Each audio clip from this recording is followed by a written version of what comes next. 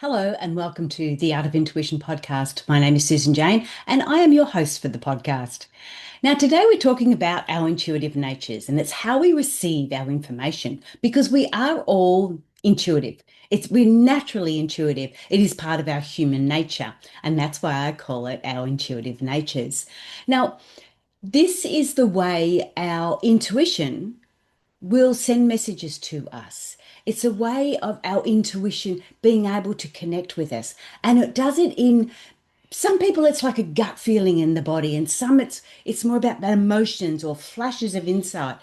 Even people have their creative side of it. So they'll find spiritual signs while they're downloading and while they're creating.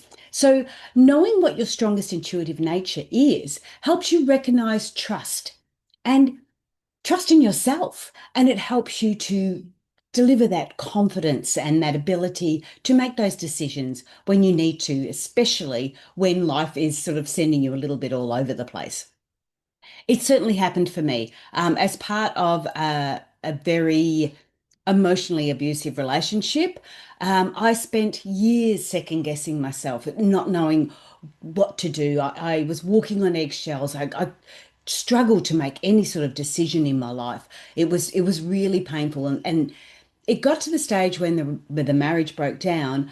I for about a month I could not make a decision about what to eat for dinner. I fed on jam sandwiches. That was the only thing I could think of. So I was so emotionally flat, so um, exhausted that I just struggled to trust myself. I struggled to have the confidence to make those decisions. I wasn't broken.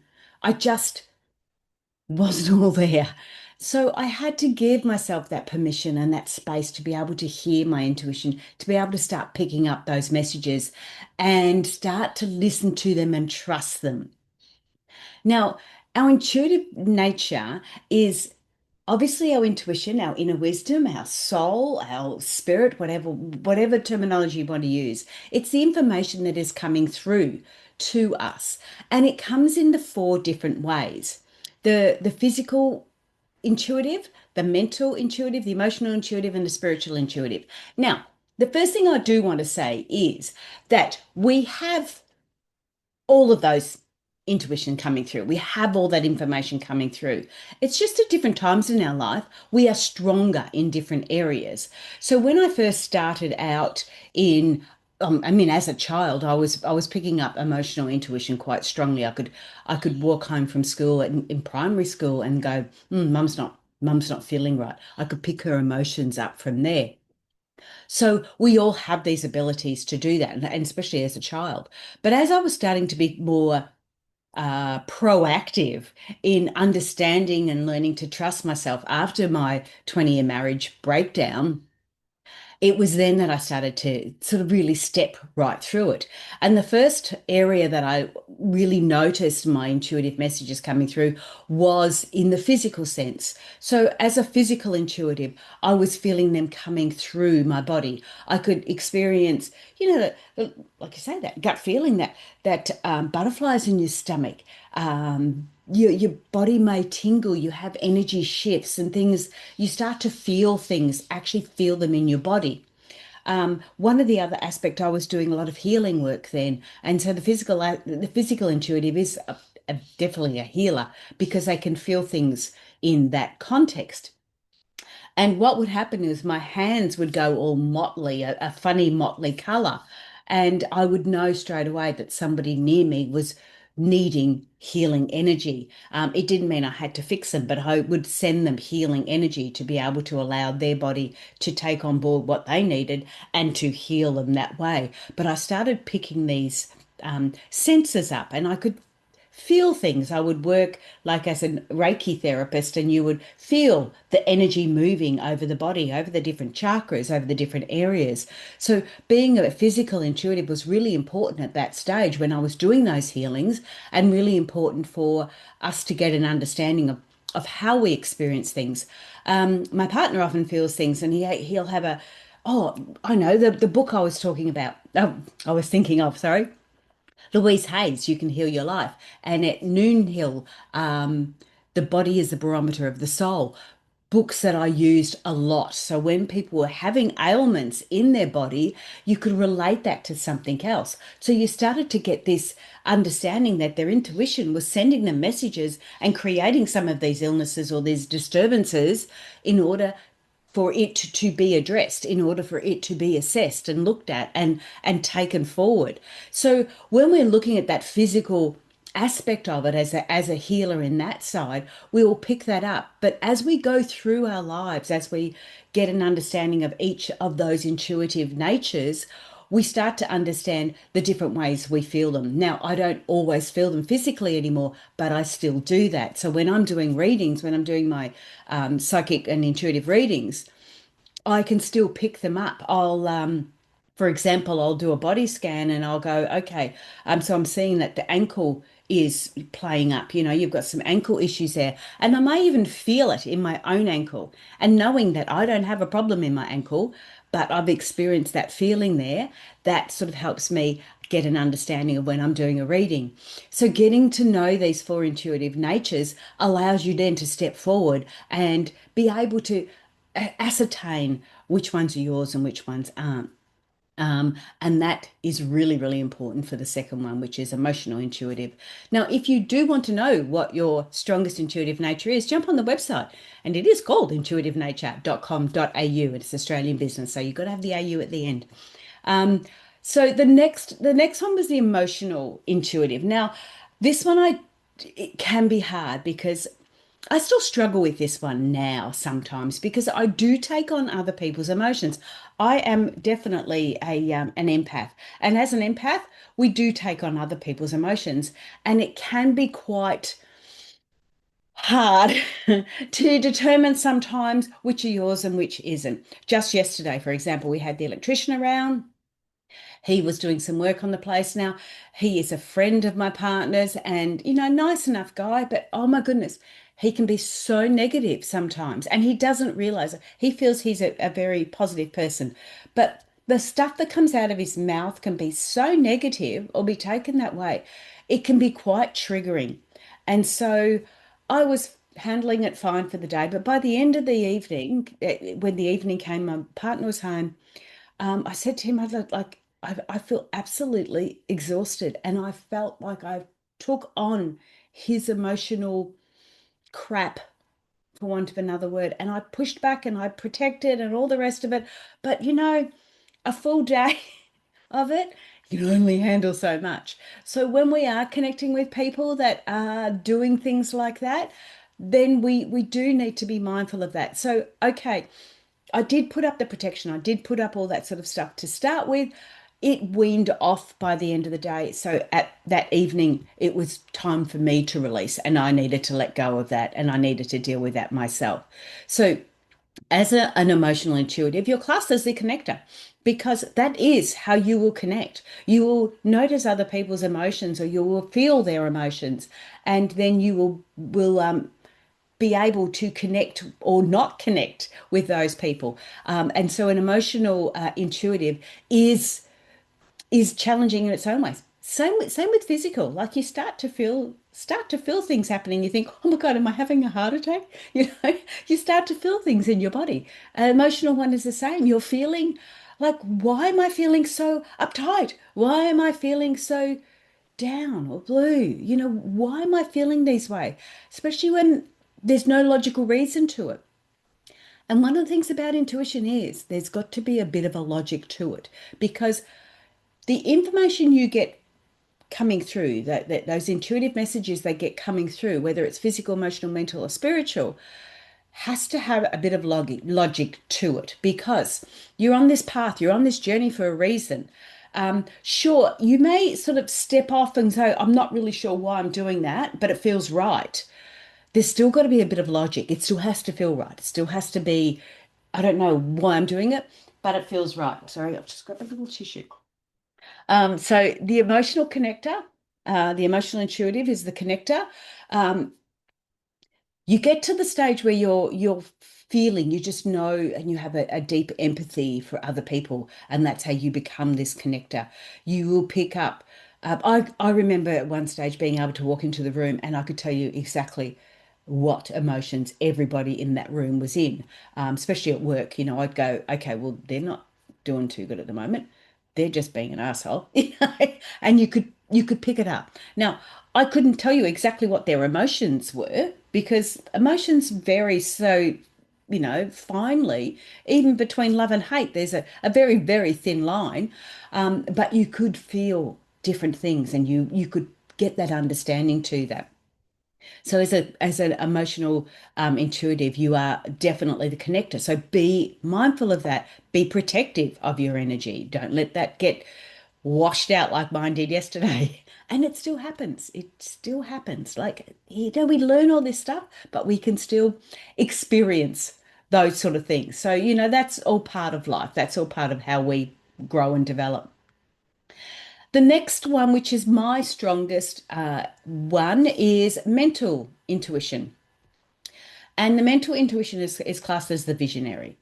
Now, why, when I'm when I was in this, when I went through and did the quiz on intuitivenature.com.au, when I did the free quiz on that one, I needed to test it, and mental intuition came through on me. I am a very, very logical person. So intuition, spirituality, all that side of it has a lot of faith in it, a lot of faith in that area there. So to me, everything still has to be have that logical aspect to it, and that's why, with for me, the mental intuition was is the strongest in that way. The hardest part about intuition is you get these thoughts coming through, and you really don't know where they're coming from. You don't know if they're yours when you first start. You don't know if they're yours or whether they're someone else's. Um, you can hear the voices of people that have passed. Now, is that just me or is that actually their voice? And it's really quite challenging in that context. The other aspect is that you're picking up all this information. You have to share that, or you don't have to, but you do when you're doing a reading. You share that information and you're not sure whether that's where it's going and that's the right way. So you're getting all these things coming through and you're just not sure whether they're yours or whether they're the person's that you're reading. Now, majority of times it's the person you're reading, but it's quite funny when I'm doing some readings, I will say to somebody, especially when it comes to one lady I had the other week, and I said to her, I'm not too sure if this is for you or for me, but you need to slow down on the wine. And she just laughed because it was for her. But you know what? It was probably for me as well. So, because we'd been going through a bit of a rough spot, and I, yeah, certainly hit the wine a little bit more than normal. So these are the sort of things that you're bringing through, and you're getting them as thought patterns or as feelings or emotions coming through. But mine are definitely stronger in that mental aspect. So I get them that way. And again, I want to actually reiterate that a physical, emotional, mental, and spiritual, they are so intertwined that, I'm not a full mental intuitive. I still bring in the emotional side, I still bring in the physical side, I still bring in the spiritual side. It's just mental tends to be a little bit stronger in my area. I tend to resonate with that one a little bit more. And I'll give you an example of that sort of later too. So the visionary, I am somebody who I do reflect. I'm a strong reflector, but I'm a strong reflector in a quicker sense. So if something's happened, I tend to reflect on it quite quickly, and not go too far back unless I need to unless I need to go back into the past. I tend to be more of a visionary. I tend to be more focused on going forward. What do I need to do now in order to help me going forward? So I do sometimes have a few issues in that because I'm so forward thinking that I'm not necessarily enjoying the moment. So there's another area there. But a mental intuitive is a visionary. And so if you do want to get a bit more understanding of the visionary aspect of it, it's good to go to somebody who does have that area there. The next one is spiritual, which is a spiritual intuitive is the creative. Now, a creative person, an artist, in any way, shape, or form that they're an artist, may not always feel that they are very spiritual. But what they don't realize is that they're bringing through those messages within their art. Now, whether it's painting, whether it's pottery. It doesn't really matter. Or that just in that zone, being in that zone will allow them to actually bring in those intuitive messages. So I know I get to the stage where I just want to do some painting. I don't care what I'm painting. It's not really important. I want to do some creativity. I just want to create something. And in doing that, it allows me to have these spiritual messages come through. The other side, I see a lot of the spiritual messages that when they do come through is through dreams, is through even though the mental intuitive is the visionary, you'll see the spiritual is a lot of the vision. They see the imagery. And I'll often pick that up when I'm doing readings too. I'll often see different things and I'll pick those things up. With doing readings, you really do need to have an understanding of those four intuitive natures to be able to bring them all forward because you get messages so strongly in so many different ways. Understanding the different messages that are coming through, if you can swap them around, it gives you better understanding when you're doing readings. So, say I'm getting this picture of a ring. So somebody is either getting married or engaged or it's forever. You're getting this vision of a ring. If you get a feeling that goes with it, and maybe a feeling of happiness, a feeling of excitement, or you see a ring that's broken, there's a feeling of sadness. You're starting to put the pieces together. So it's not just one area that you're looking on, you're looking at all four areas of how you can bring that information through. And sometimes I'll just sit there and I'll go, well, what does that mean? Like I know what it means to me, but what does that really mean? Is it right for that person? And usually it comes through that way. So getting a really good understanding of how we're receiving those intuitive messages allows us to push that forward, allows us to have the confidence and the trust. And it takes a while to get there, but you will get there. So, the spiritual creative, if you feel like, if you have that calling to be creative, that's what it's all about. It's about being in the flow. Now, being creative could be just journaling, what do they call the automatic writing? It can be that way. So your body's doing something, and so the body is concentrating on doing something, creating something, and that allows those spiritual messages to come through. So there's lots of different ways that we can do this, and when you start to tune into those areas, you start to get a better understanding of it. So I'll just flick back through my little notes here and say, so the physical intuitive, the healer, they sense their intuitive nature is sensing it through their body. They may experience tingles, gut feelings, energy shifts, or physical responses when something feels right or off. And you sort of, oh, you connect through the presence and instinct. Your intuition often speaks through sensations before words. There you go. Emotional, intuitive are the connectors. This intuitive nature feels its way through the world, feels its way. You may pick on the emotion undercurrents in a room, which is what I used to do, feel others' pain or joy, and often just know based on what your heart tells you. You can connect deeply with others and feel a pull towards empathy, healing, and meaning. I often find you'll get somebody will pop into your head and you'll think, oh, I wonder what's going on with them. You're feeling something that's happening there. The mental intuitive, the visionary, this intuitive nature possesses intuitively through thoughts, ideas, and inner clarity. You may get flashes of insight, sudden knowing, or inspired solutions. I often get them. You like to understand, organize, and make sense of things, and your intuition shows up through patterns, timings, and mental precision. You just happen to be there at the right time. Spiritual, intuitive, they're the creative. And this intuitive nature channels messages beyond logic or emotions. You might receive insights through dreams, creativity, art, symbols, or synchronicities. So again, we can collect them on all areas. We're just a little bit stronger on some areas. Now, you may feel guided by something bigger, called to the universe, spirit, or soul. Your intuition often flows in from the unseen. So that's the spiritual intuitive. Now, each of these offers their own wisdom. you're not set in one area. And the whole idea is if we can build up all of them, it allows you to make confident decisions because you can check them off on each area. The other thing I wanted to quickly look at too is that when we look at these, the natures, intuitive natures, we know what the archetype is, the healer, connector, visionary, and the creative. They also go with the elements. So the physical healer is earth, the emotional connector is water, the mental visionary is air, and the spiritual creative is fire. When we take them one step further, which we can take a few more steps, we can actually add them to the zodiac.